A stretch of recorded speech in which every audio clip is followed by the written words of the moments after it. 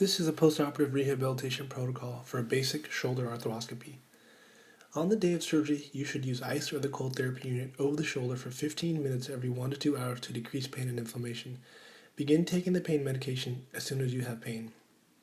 Begin eating with liquids and light foods. Progress to your normal diet over the next 24 hours. Keep the dressings on the surgical site until your first post-operative visit. Usually this is 7 to 10 days after surgery. You may bathe or shower after the surgery, but keep the dressings completely dry and the bandages on. No swimming until instructed by your surgeon. Continue to use the sling until your first post-operative visit. You will discontinue the sling if you are comfortable after the first post-operative visit. Do not drive until instructed to do so.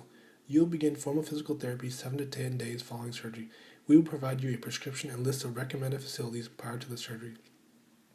It is normal to experience some swelling and bruising in the arm, elbow, and wrist. You may bend the elbow and wrist. This will decrease the amount of swelling that you have in the arm. It is very helpful to keep the arm elevated on 2 to 3 pillows so that the arm is above the level of the heart while lying down.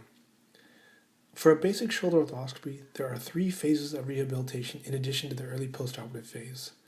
The goal of the early postoperative phase is to control pain and swelling and to restore range of motion to forward flexion of 120 degrees and external rotation of 60 degrees.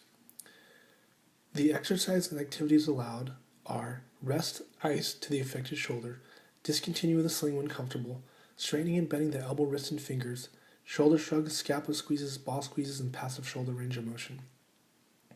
This picture demonstrates a shoulder shrug where you shrug up your shoulders as far as they can go and hold it for 5 to 10 seconds. Repeat this 10 times. This picture demonstrates scapula squeezes where you hold your shoulder blades together for 5 to 10 seconds and repeat it 10 times. This picture demonstrates ball squeezes, which are self-explanatory. This picture demonstrates the elbow range of motion. Remove the sling and straighten and bend your elbow as far as you can tolerate. Do this 10 times slowly. The other picture demonstrates supination and pronation of the forearm, which you want to do 10 times as well. Shoulder range of motion is divided into passive and active range of motion. Passive range of motion involves using your non-operative arm or someone else to lift the arm. You want to do passive range of motion to 90 degrees of forward flexion. In the early postoperative phase, you can use various modalities for pain control, work on pendulums, do active and passive range of motion, biceps-triceps strengthening, scapula stabilization, and a rotator cuff program when forward flexion is greater than 90 degrees and abduction is greater than 90 degrees. The goal is to learn a home physical therapy program that you can do on your own. In phase 1, from 2 to 6 weeks, the goals are full range of motion and beginning a rotator cuff strengthening program.